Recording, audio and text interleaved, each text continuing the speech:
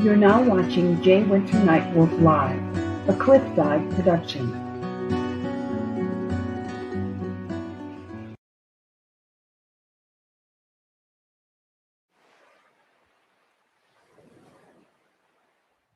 Where does the Black experience in Minnesota begin? And then that's when we found the houses. Tribal historian Jim Jones has found clues on the shores of Leech Lake. This may have been the site of a trading post of the famous black fur trader named George Bonga.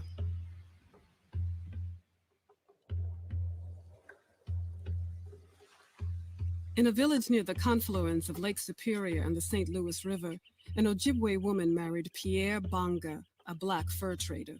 Their children, including son George Bonga, born around 1802, would be the first known people of African ancestry born in Minnesota. In the early 1800s, the fur trade was the heartbeat of the heartland. Along with the fur-trapping Native Americans and the fur companies, there were the legendary voyageurs. Engagés, voyageurs, were basically the truck drivers of the fur trade. They paddled the canoes, they hauled the goods, they built the posts, they did the hunting, they did all the labor. Known for songs as colorful as their dress, the voyageurs drove the area's culture and commerce.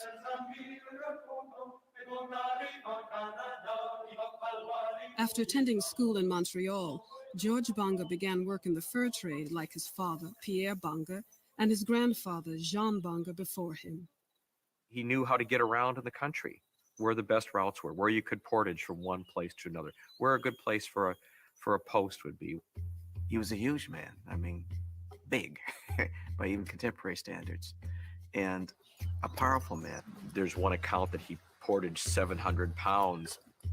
They were human machines, and men who were strong, who put up with hardships day in and day out, were valued. And most of them wore out pretty fast. It was a lifestyle that used people up. But not Bonga, although his longevity in the business was due to more than just brute strength. He had to be somewhat of an intellect.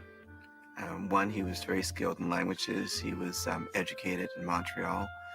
So he did not come to the frontier without skills, without intellectual attributes. He was an entrepreneur as well. In 1838, George Bonga received his license to trade. As a trader clerk for the American Fur Company, Bonga eventually ran a post on Leech Lake, where he would have a home for the rest of his life. The experience of the French Indian Métis and the few early black settlers suggests that, in these early days of Minnesota, race was often irrelevant. This was the frontier, which meant the survival was key. And in a frontier, you don't have the luxury to discriminate. And so it was possible to find all kinds of roles that Black people could fill and all kinds of identities that they could acquire for themselves. Native people identified anybody who didn't live in their way, whether they're Dakota or Ojibwe people, as white people. Bonga's part of that in his work as a trader. He and another man claimed to have been the first two white men in the country in the area they were trading with the Ojibwe, but not as a white man racially, but as a participant in European culture. So the notion of color and race is fluid. George Bonga knew Ojibwe. His mother was Ojibwe. He had an Ojibwe wife. George, like his brother Stephen, used this multicultural background to work as a diplomat translator. Both the Bonga brothers' signatures can be found on major treaties between the United States and sovereign tribes. And that's no easy place to be, because you had to be trusted by both sides. Bonga's Cultural Balancing Act did strain his relations with his mother's people. In 1837, the trading post of William Atkins was robbed. Atkins' son was killed in the raid. A member of the pillager Ojibwe was the prime suspect. George Bonga tracked the accused killer through the Minnesota winter for days. He finally captured the suspect and brought him to the authorities at Fort Snelling. After his return to his trading post on Leech Lake, Bonga mentioned the tension he encountered. The Indians say, if Chigawaskung is missing, they will set fire to my store and break my canoes for my part. I don't think they are really in earnest in these words. Despite this, Bonga's standing with the Ojibwe remained good. He eventually started a family at Leech Lake. George married into the Leech Lake band. He took a wife from the Anigam community here. He accepted them. They accepted him. We find in history there was a certain element of trust that seemed to exist between Native peoples and people of African descent. The Black pioneer gained the respect of many of Minnesota's white founding fathers, and Elder Bonga used his legendary status to advocate for Native Americans who were being pushed further into the realm of the reservation. In the late 1860s, letters he wrote to government officials revealed his contempt for corrupt government Indian agents. Respected sir, I am really sorry to have to say that I have lost all hopes in Major Clark. It is a disgrace to the government to have such an agent. I have not hesitated to make known to you my opinion in the matter of great importance to the Indians and the people of the frontier, hoping that the Great Spirit will so guide our ways that we may meet again and have another good campfire talk. I remain yours, George Bonga. I mean, he was a man of substance. He was one of the forefathers of the state, one of the pioneers. Bonga died at Leech Lake in 1874. He and his siblings had several children who continued to have experiences that spoke to their unique heritage. George's daughter, Susie Bonga, had been a rising leader among the Ojibwe women of Leech Lake. But white racism towards blacks began to influence some Native Americans, which presented obstacles for Susie Bonga. Photos of son William Bonga, one as deputy, the other as tribal delegate to Washington, seem to capture the Bonga's cultural crossroads.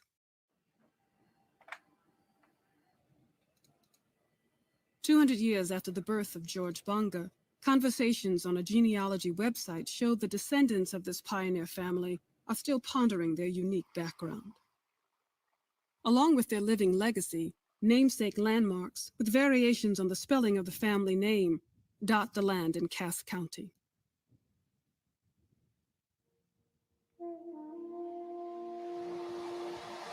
To me, this is his place. Jim Jones and others continue to make discoveries that help unravel the story of the Bongas and Minnesota's pre-territorial history. Yeah, something like that come over. But on this day, the Pillager band member made another discovery, a brilliant rainbow that appeared over the rough waters of Leech Lake. A colorful connection between two far-off points, just like George Bonga.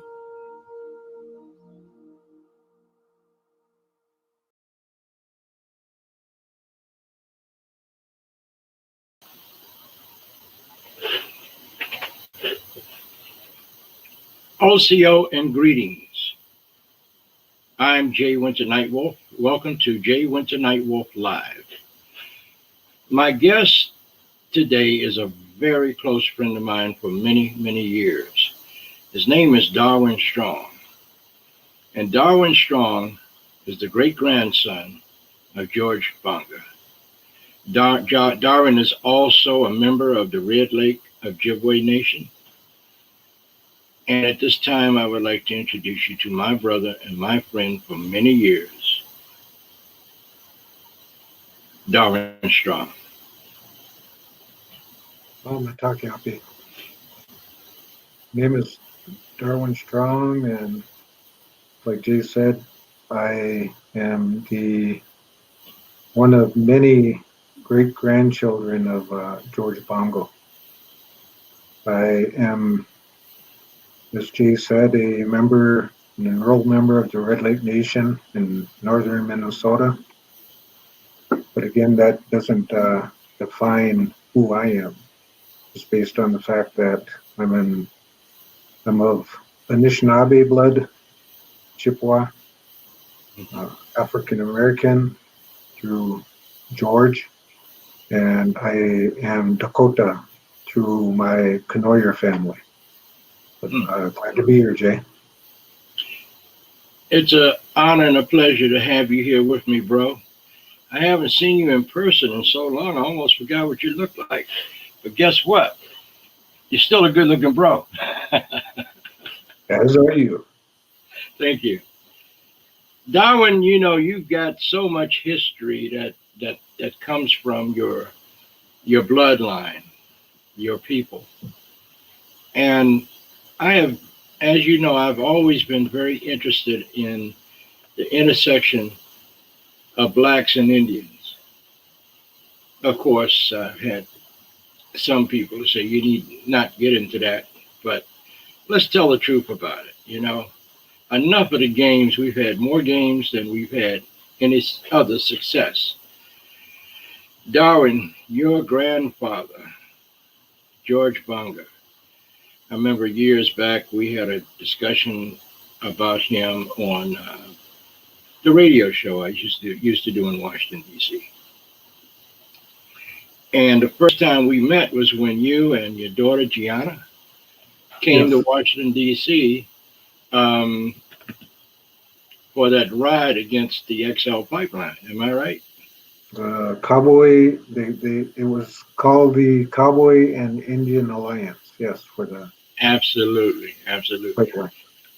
Yeah. So now that we have made it known who you are, let's talk about your heritage and how you have carried the truth all of your life about who you are, and you have never denied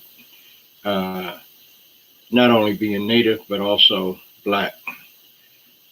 How has that carried over in your life, Darwin? Well, for me, and of course my immediate and extended family, after our genealogy was done on my mother's side, and that finding coming forth, I am who I am. There's nothing to deny. My blood is rich as a Anishinaabe, Dakota, and African American. And again, there,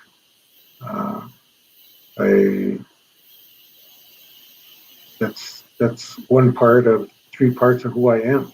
And again, there's no reason to deny my blood and where I come from. Okay. Have you had any problems with what people thought about that? And I know, like me, I could care less, you could care less, right? Mm-hmm. Have you had any problems with tribal members or, say, tribal leadership with this? No, because again, for our people or anybody for that matter, who are they to judge? Who are they to question? I am who I am, and it is what it is. Mm-hmm. And again, I wear the same shoe. I mean, regardless of what anybody thinks, regardless of how anybody feels, that's theirs and not mine. There you go. There you go. Okay. Did George Bonga live long enough for you to meet him? Unfortunately, no. Okay. Okay. What about some of his children? Did you ever meet them? No. As a matter of fact, again, when this came forth through our genealogy, and his George's children, it's been baby steps, just based on the fact that for George and who his father was, Pierre, I wanted to start there first, and with that, it's been time consuming, but then yet again going through this process, it's all about the baby steps. Mm-hmm. Mm-hmm. So that time will come. It's not today, and Right. of course, based on the circumstances of what's going on with this virus, yeah, it's going to take a little longer. But then yet again, it's going to give me the opportunity to do my research in regards to where they are or their children are. Okay, I know this is hypothetical, but when you finally get to see them, some of them, face to face, what do you think the conversation is going to be like? For me, of course, it's establishing that connection with them, Mm-hmm. but it's going to go and be more than that, just based on the fact that it's going to be nice to hear the stories that they have. Yeah. Which, of And course, I guess one of the things is just being able to touch your flesh with their flesh and know that it is of the same root. I don't know if I told you this or not, but my grandmother, my father's mother, was Taino from Old San Juan, Puerto Rico. My grandfather, my father's father, was Shoshone and Cherokee from around the Four Corners. But all of my mother's people were from South Carolina, and they were all Cherokees. After my father's mother died, my cousin in New York called me and said, Jay, did you ever wonder what happened to Grandma's papers and letters? I said, the whole family wanted to know what happened to them. Well, she gave them all to me. I said, well, that's good. At least they're in good hands. She said, but I have something to tell you. I said, what is it? She said, are you sitting down? I said, yes, I am. She said, in one of Grandma's letters in a little book that she used to keep her notes in, she talked about her grandmother, her great-grandmother, was an African slave on the island of Puerto Rico. She said, what do you think of that? I can't think but anything good of that. Well, why would you say that? I said, because growing up in the neighborhood that I grew up in, there was only one other native family. They were Cherokees. And the guys in the neighborhood, all of them were black, and they were wondering, how could I dance so well? And how could I sing so well? I said, because I told them I was Indian. Dancing and singing, that's second nature to us. That's what we do all the time. So I have no problems with that. I am who I am, and everything that makes me, my blood, has made this guy sitting right here, your good friend and brother, Jay Nightwolf. And we should, I'll stand tall with my chest out about that. That's just the way it is. And one of the things that I like about George Bonga, your great-grandfather, is the fact that he was just one of others, such as Harriet Tubman, that had a history with Indians over 100 years ago. So the intersection between blacks and Indians on our land, Turtle Island, has been going on, according to our history, for over 50,000 years. And I'm looking at these pictures of that everybody is watching on the screen. And people say, wait a minute, I've never seen anybody like that. Yes, you have. You probably have relatives in your family. You have people that you work with, people you see every day that have Indian blood as well as black blood. I rest my case, Darwin. okay. All right. So you have a lovely daughter who calls me dad too, but not like that. and you have this amazing little grandson that is actually grandpa's baby boy. When Gianna was growing up, how did you explain that to her? Did she know that she was not just Indian but African American too, right? Oh yeah, yeah, yeah. She's well aware, and has saw a photograph of him, and again, for me, it was imperative. It was extremely important that she knows and understands her bloodlines, Right. and that being one of them.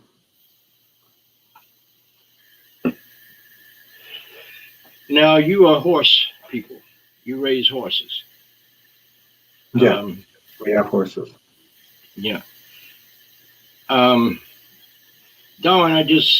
I've got so many things I want to ask you, but we'll just limit some of that now. Let's talk about Gianna.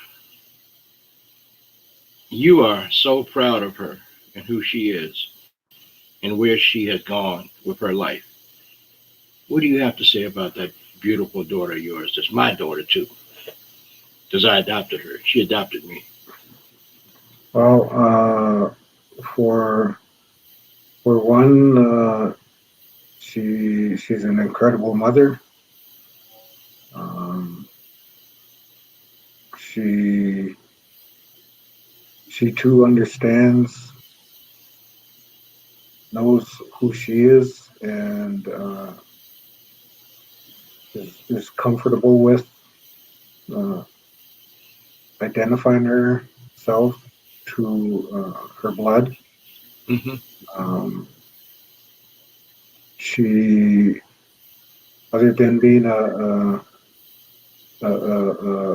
incredible mother, she is also, of course, an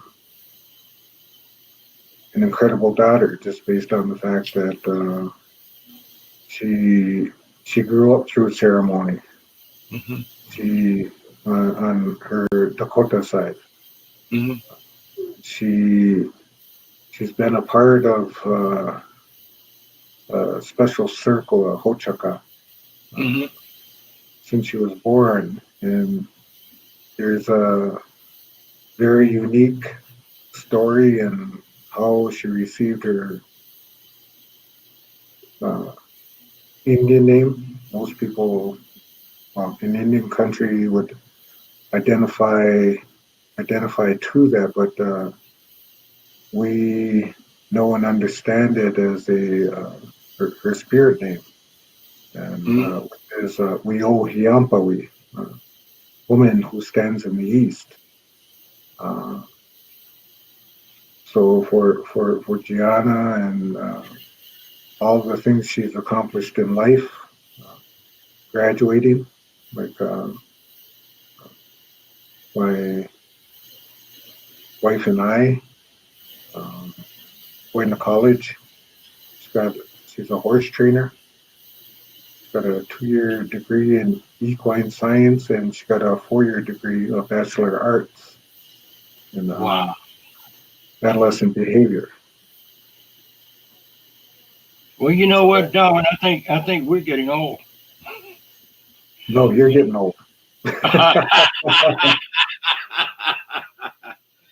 Sorry, bro, but we're getting old together. Don't throw me in that pot. I'm kidding. Get back to George Bonga. This man was so influential. He was an educated man. You know, he graduated from college in Montreal, Canada. And he basically became a spokesman for native rights for the Ojibwe people. The man had, I would say, the tenacity to go after this Army major who was a Indian agent and write a letter on behalf of the Ojibwe people about how dishonest this white man was. You care to comment on that? Well, it kind of reflecting back on the video from Pioneer TPS, Pioneer Broadcasting, the video we just saw, and the comment that was made by whoever the gentleman was, and made reference to the fact that he was somewhat intellect, or a intellect. No, he was an intellect. It had nothing to do with somewhat. Just based on the fact that if we sit back and we reflect in that time and that era, he basically was a genius. I mean, just based on the fact that the documentary, or the little snip or the clip that you saw, it doesn't say anything to the fact that he was trilingual. He was a trilingual speaker. Yeah, He spoke French. He was fluent in French. He was fluent in the Anishinaabe language, which most people don't know or are aware that the Anishinaabe language is the most complex language in the world. Exactly. And also, of course, the English. So being in college at that time, and as a person of color, a black, mind you, at that time, it basically reflected on who he was. He was to come back here and then be a fur trader. I mean, the other thing was, being trilingual, he also had a very large political circle. He was connected to the politicians here in the state of Minnesota, from the governor, and well respected. Yes. So for who he was in that time, in that era, speaks volumes. Yes. I mean, just based on the fact that if we go back to the civil rights era, so on and so on, and speak to segregation. He was before and beyond. He was before all that. He did all that before that, and to have that stature at that time, we're basically was and were against all odds. So it spoke of the measure of a man. Now, let's talk about his wife. She was Ojibwe. And the two of them actually opened up the very first hotel on Mackinac. Was it Mackinac Island? Up around the Leech Lake area. Right. Do you know anything about that, or how that went over? How successful it was? Well, if we out of speculation, for me, I would assume that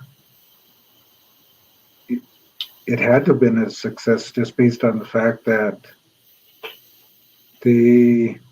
she as a full-blood Anishinaabe woman, and he is a mixed blood, being of Anishinaabe and African American blood. Even there again, they did something that was unheard of at that time, in that era, just based on the fact you have we have a full-blooded native, and then we have a mixed blood that they were entrepreneurs. Yeah. Okay, we're going to get back and talk about George a little bit into the conversation. But something that has really been of interest to me is that the Jesuits, the Catholic priests, were also a part of the boarding school on Indian Reservation.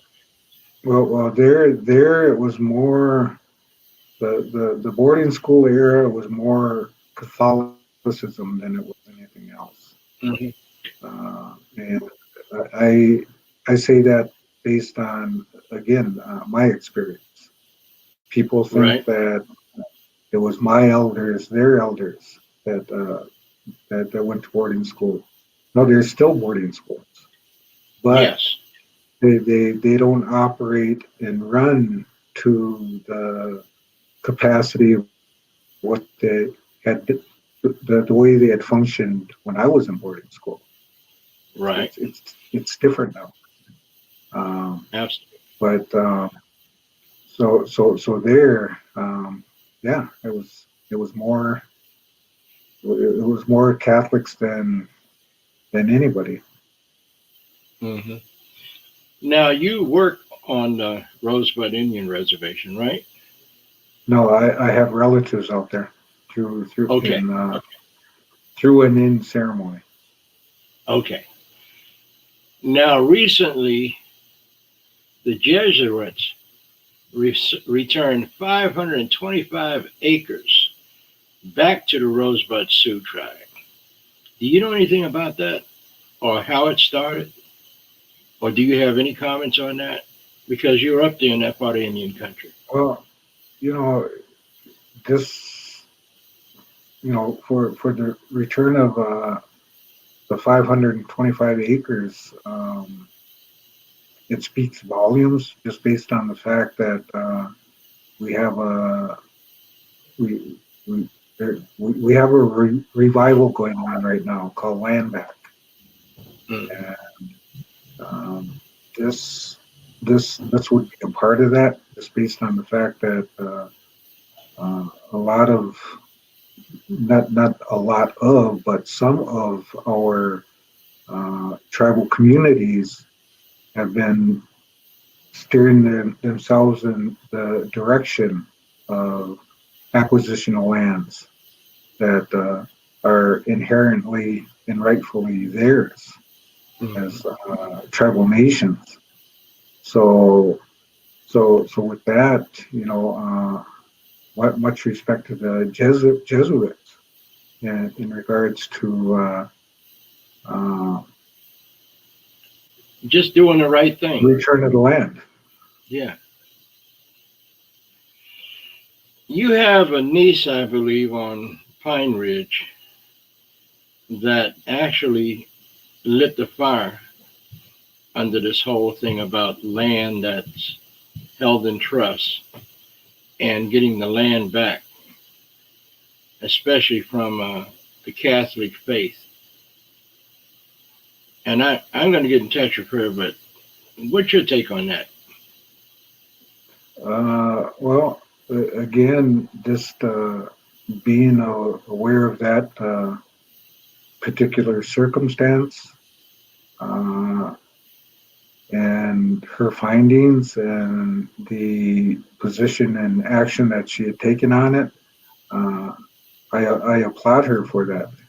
Just based on the fact that the situation was that there were non-tribal members that somehow, some way ended up on her family's trust land. And when it had become known to her, she basically opened that door and initiated talk and action in regards to having them removed from the land at that time. And I don't want to I don't want to assume, nor do I want to surmise in how any of that happened, but it did. Mm-hmm. But again, once this was aware for her that what had happened, again she spoke up, and through tribal government, in bringing this to their understanding, the land is back in her family's hands. Okay. Again, that would be another example of our land back issue. Having, I mean, we can speak to the Black Hills. Right. I mean, that goes all the way back to the Fort Laramie Treaty. That whole issue. It's the Black Hills being of the Lakota people.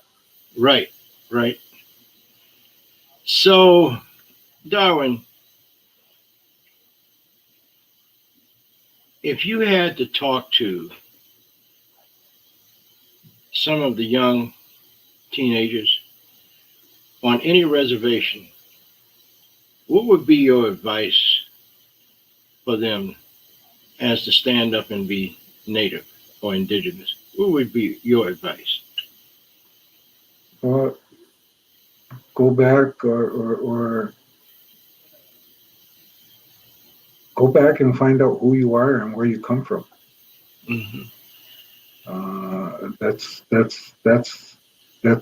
That's an important piece for us to be able to connect with, to identify with, and to carry on these stories and legacies of our blood. But also get an education. Yes. Because we're in a whole different era now. So without that education, in this day and age, it's imperative that they have it, just based on the fact that it's going to help them on their path in this life. You're absolutely right, because I remember one of my good friends who was Seneca, and he was in business for himself. And I saw him for the first time dressed in a suit, carrying a attaché case, right? And he was always known to be the warrior type guy. So I asked him, I said, "Sugar, you're carrying a briefcase." He said, "You're damn right I am."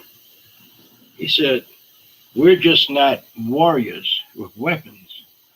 He said, "We're briefcase warriors. We have armed ourselves with the knowledge that you can only get in college." He says, "I have a master's degree now." I said, "That's great." Then he says,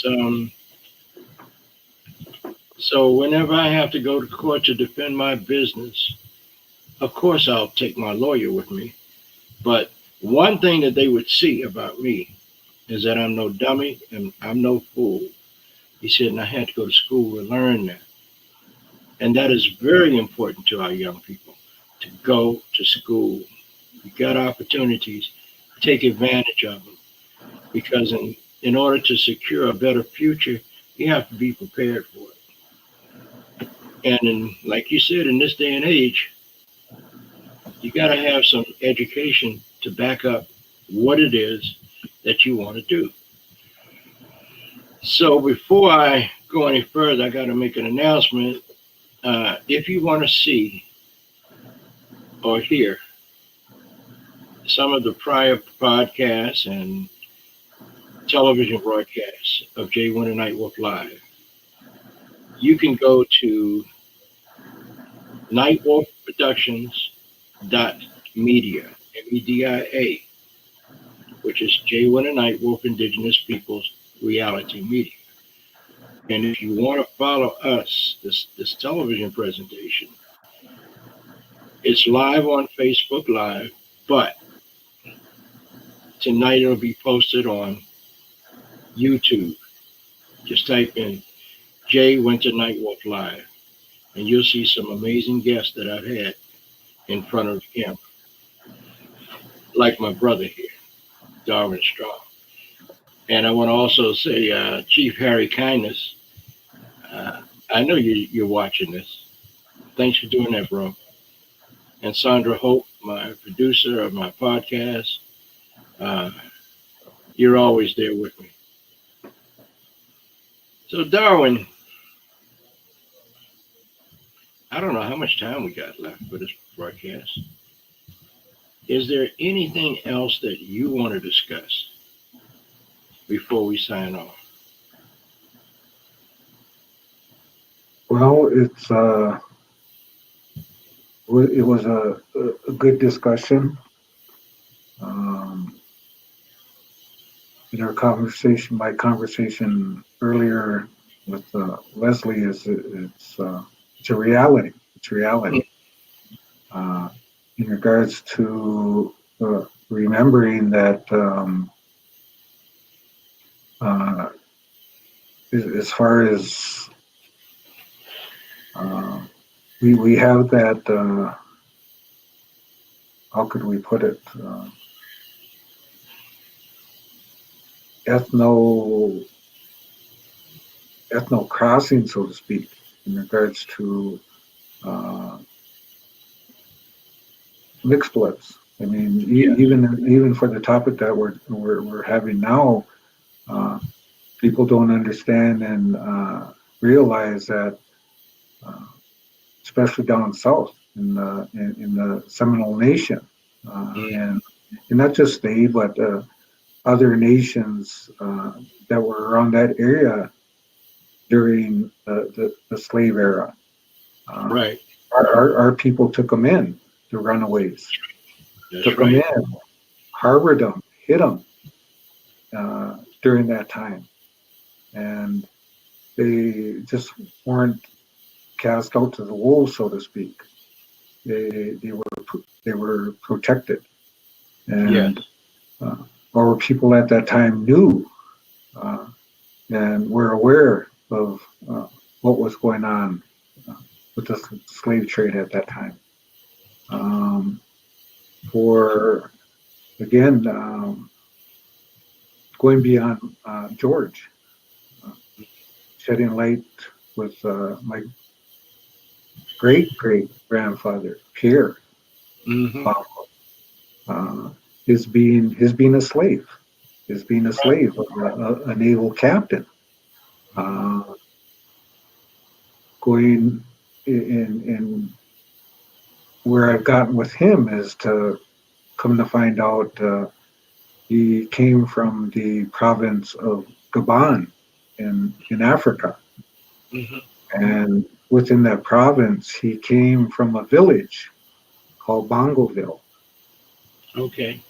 And that so what he had done is he basically had taken and severed Ville off of there, and he took the name Bongo or Bonga, as pronounced two different ways.